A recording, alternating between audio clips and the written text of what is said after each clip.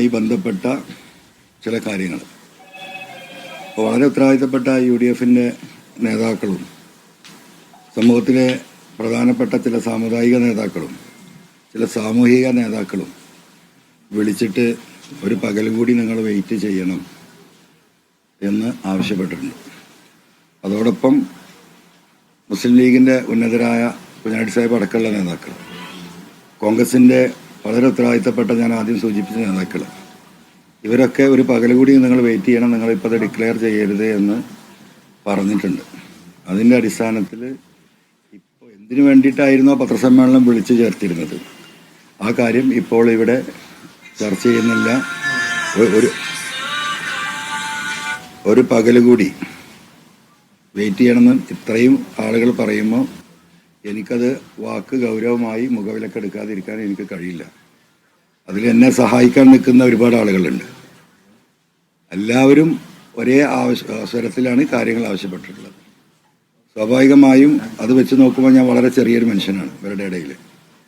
അപ്പോൾ അതിനെ മുഖവിലക്കെടുത്തുകൊണ്ട് ആ കാര്യങ്ങൾ തൽക്കാലം ഇന്ന് പറയാൻ ഉദ്ദേശിച്ച കാര്യം തൽക്കാലം ഇപ്പം മാറ്റിവെക്കുകയാണ്. അതുകൊണ്ട് നിങ്ങൾ ഇവിടെ വന്ന് ബുദ്ധിമുട്ടിയതിൽ I am very sorry for you. Okay, meeting ഉണ്ട്, പാർട്ടി മീറ്റിംഗ് ഉണ്ട്. അതിൽ ഈ കാര്യങ്ങളൊക്കെ ഡിസ്കസ് ചെയ്യും. അത് 11 മണിക്ക്.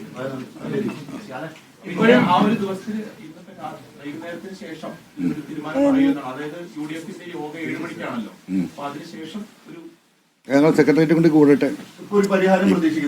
പരിഹാരം പ്രതീക്ഷിക്കുന്നുണ്ട്, മാന്യമായൊരു പരിഹാരം പ്രതീക്ഷിക്കുന്നുണ്ട്.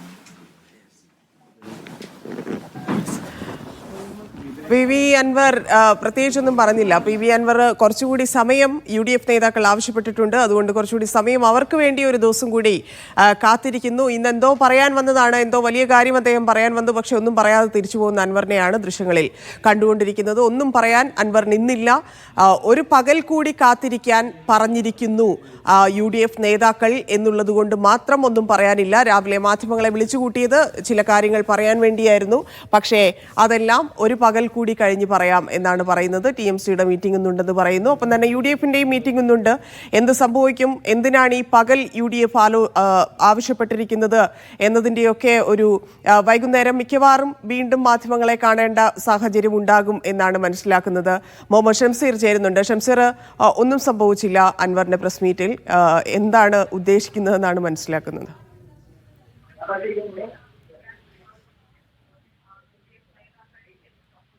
ധന്യ, നേരത്തെ നമ്മൾ സൂചിപ്പിച്ച പോലെ ഒരു കാര്യം, അതായത് ആര്യാടൻ ഷൗക്കത്തിനെതിരെയും UDFനെതിരെയും കടുത്ത ആക്ഷേപങ്ങൾ ഉന്നയിക്കാൻ തന്നെയായിരിക്കും വാർത്താ സമ്മേളനം എന്ന് നമ്മൾ നേരത്തെ പറഞ്ഞിരുന്നെങ്കിൽ അങ്ങനെയല്ല. എന്നാൽ അതിനു വേണ്ടിയായിരുന്നു താൻ വന്നിരുന്നത്. എന്നാൽ അതിപ്പോൾ തൽക്കാലം മാറ്റിവെക്കുന്നതിലേക്ക് നീങ്ങുന്നില്ല. മാന്യമായ ഒരു പരിഹാരം പ്രതീക്ഷിക്കുന്നുണ്ട് എന്നാണ് PV അൻവർ പറയുന്നത്. UDF നേതാക്കളും ചില സാമുദായിക നേതാക്കളും കാത്തിരിക്കാൻ വേണ്ടി ആവശ്യപ്പെട്ടു, ഒരു പകൽ കൂടി കാത്തിരിക്കാൻ വേണ്ടി ആവശ്യപ്പെട്ടു എന്നാണ് PV അൻവർ വ്യക്തമാക്കുന്നത്. അതുകൊണ്ട് ഒരു പകൽ കൂടി കാത്തിരിക്കുന്നു, പരിഹാരം പ്രതീക്ഷിക്കുന്നു എന്നുള്ളതാണ്. ഇപ്പോൾ എൻ്റെ കൂടെ ഷബീർ ഒമർ കൂടി ചേരുന്നുണ്ട്. ഷബീർ, ഇന്നത്തെ വാർത്താ സമ്മേളനത്തിൽ വലിയ ആരോപണങ്ങൾ വീണ്ടും ആര്യാടൻ ഷൗക്കത്തിനെതിരേക്ക് ഉന്നയിക്കുമെന്നാണ് പ്രതീക്ഷിച്ചിരുന്നത്. PV അൻവറും അത് തന്നെയാണ് പറഞ്ഞു തുടങ്ങിയത്. ഞാൻ പറയാൻ ഉദ്ദേശിച്ച കാര്യങ്ങൾ ഇപ്പോൾ പറയുന്നില്ല, ഒരു ദിവസം കൂടി കാത്തിരിക്കുന്നു. സാമുദായിക നേതാക്കളും ലീഗ് നേതാക്കളും ഉൾപ്പെടെ അത് ആവശ്യപ്പെട്ടുവെന്ന്, UDF നേതാക്കളും ആവശ്യപ്പെട്ടുവെന്ന്. എന്തായിരിക്കും ഇനി PV അൻവറിൻ്റെ ഭാവി നീക്കം?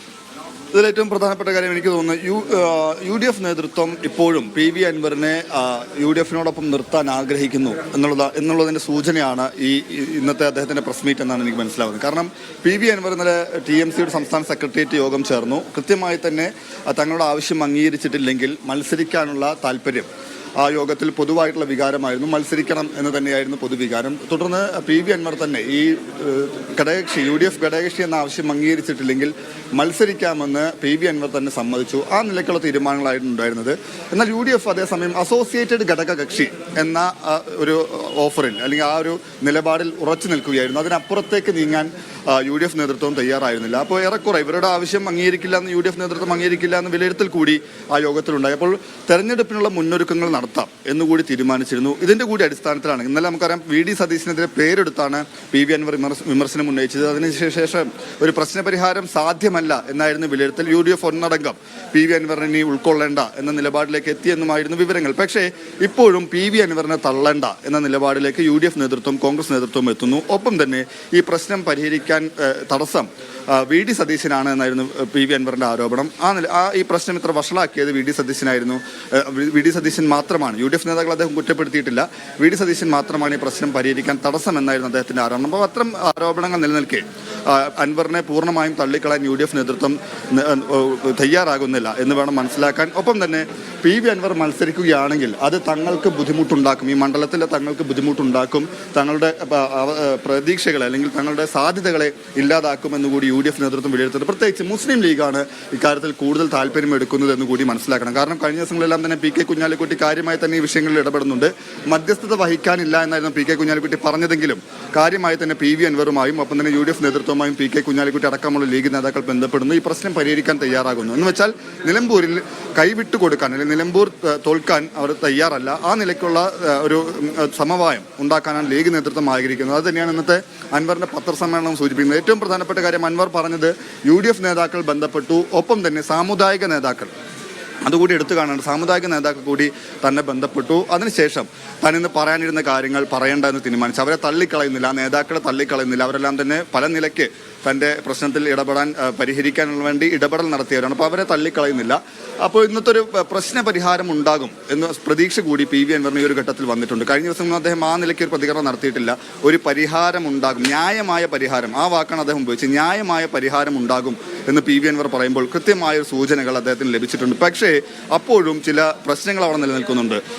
വളരെ സിമ്പിളായി പറഞ്ഞാൽ ഈഗോ തലത്തിലേക്ക് ഈ കാര്യങ്ങൾ വളരുന്നു എന്നുള്ളതാണ്. അതായത് VD സതീശനെ വ്യക്തിപരമായി ആക്രമിച്ച PV അൻവർ പിന്നീട് PV അൻവറിന് അതേ ആവശ്യങ്ങൾ, എല്ലാ ആവശ്യങ്ങളും അംഗീകരിച്ച് UDF മുന്നണിയിലേക്ക് എടുത്താൽ അത് ഏത് നിലയ്ക്ക് പ്രശ്നങ്ങളായിരിക്കും UDF-നകത്ത് കോൺഗ്രസിനകത്ത് ഉണ്ടാക്കുക എന്നൊരു പ്രതിസന്ധി അവിടെ നിൽക്കുന്നുണ്ട്. അപ്പോൾ ഈ പ്രശ്ന പരിഹാരം ഒരു കീറാമുട്ടിയായി UDF-നകത്ത് നിലനിൽക്കുന്നു. ഒപ്പം തന്നെ PV അൻവർ ഈ അവരുടെ ആവശ്യം, അതായത് ഘടകകക്ഷി എന്ന ആവശ്യം, പൂർണ്ണാർത്ഥത്തിൽ ഘടകകക്ഷി എന്ന ആവശ്യം അംഗീകരിച്ചില്ലെങ്കിൽ മറ്റൊരു നയവും അംഗീകരിക്കില്ല എന്ന ഉറച്ച നിലപാടെടുക്കുന്നു. PV അൻവറിനും ഇതേ നിലയിലേക്ക്, അതായത് ഒരു ഈഗോ തലത്തിലേക്ക് കാര്യങ്ങൾ പോകുന്നു എന്നുള്ളതാണ് പ്രശ്നം. അപ്പോൾ ഏത് നിലയ്ക്കായിരിക്കും ഇതിന്റെ പര്യവസാനം എന്നതിൽ വ്യക്തതയില്ല. ഇന്ന് 11 മണിക്ക് TMC-യുടെ തൃണമൂൽ കോൺഗ്രസിന്റെ പ്രവർത്തക സമിതി യോഗം ചേരുന്നുണ്ട്. ഇന്നലെ 18 പേരടങ്ങുന്ന സംസ്ഥാന സെക്രട്ടേറിയറ്റാണ്, അതായത് TMC-യുടെ സംസ്ഥാന സെക്രട്ടേറിയറ്റ് യോഗമാണ് ചേർന്നത്.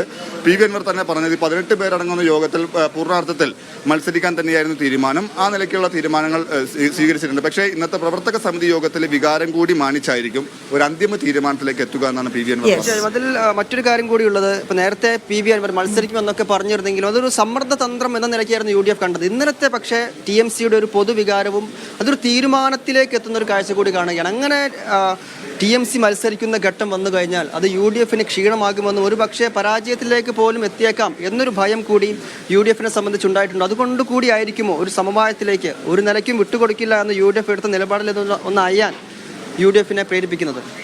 തീർച്ചയായും അങ്ങനെ തന്നെ വേണം മനസ്സിലാക്കാൻ. പ്രത്യേകിച്ച് ലീഗ് ഈ വിഷയത്തിൽ മുൻകൈ എടുക്കുമ്പോൾ പ്രത്യേകിച്ച് ഈ തെരഞ്ഞെടുപ്പിന്റെ പ്രസക്തി കൂടി പരിശോധിക്കേണ്ടതുണ്ട്. കാരണം അടുത്ത നടക്കാനിരിക്കുന്ന നിയമസഭാ തെരഞ്ഞെടുപ്പിന്റെ സെമി ഫൈനൽ എന്ന് കണക്കാക്കപ്പെടുന്ന ഒരു തെരഞ്ഞെടുപ്പിൽ UDF-ന് ഒരു പരാജയം ഉണ്ടാവുകയാണെങ്കിൽ എല്ലാ സാധ്യതകളുമുള്ള ഒരു തെരഞ്ഞെടുപ്പിൽ വിജയിക്കാൻ PV അൻവർ എന്ന ഫാക്ടറിനെ ഉപയോഗിച്ച് വിജയിക്കാൻ, ഈ മണ്ഡലം പിടിച്ചെടുക്കാൻ, തിരിച്ചു പിടിക്കാൻ എല്ലാ സാധ്യതകളും നിലനിൽക്കുക. ഈ തെരഞ്ഞെടുപ്പിൽ അവർ തോറ്റാൽ, UDF തോറ്റാൽ വരാനിരിക്കുന്ന നിയമസഭാ തെരഞ്ഞെടുപ്പിൽ കൂടി അത് പ്രതിഫലിക്കും, തിരിച്ചടി ഉണ്ടാക്കുമെന്ന ആശങ്ക കൂടി മുസ്ലിം ലീഗിനുണ്ട്. ആ അർത്ഥത്തിൽ കൂടിയാണ് ഈ തെരഞ്ഞെടുപ്പിന് മുസ്ലിം ലീഗ് കാണുന്നത്. അത്ര പ്രാധാന്യം മുസ്ലിം ലീഗ് തെരഞ്ഞെടുപ്പിന് കൊടുക്കുന്നുണ്ട് എന്നതുകൊണ്ട് മാത്രമാണ് PV അൻവർ വിഷയത്തിൽ മുസ്ലിം ലീഗ് കാര്യമായി ഇടപെടുന്നത്. ഈ മണ്ഡലത്തിൽ ഏതെങ്കിലും തരത്തിലുള്ളൊരു തിരിച്ചടി അവർ ആഗ്രഹിക്കുന്നില്ല. PV അൻവർ ഫാക്ടർ, ഒരു പക്ഷേ PV അൻവർ ഒറ്റയ്ക്ക് മത്സരിക്കുകയാണെങ്കിൽ അദ്ദേഹത്തിന്റെ ഒന്നാമത്തെ ആഗ്രഹം നേരത്തെ പറഞ്ഞതുപോലെ പിണറായി സത്തെ അവസാനിപ്പിക്കുക എന്നതിനേക്കാൾ അപ്പുറത്തേക്ക് ഒരു പക്ഷേ UDF-നെ തോൽപ്പിക്കുക. കാരണം ഒരു വഞ്ചനാത്മകമായ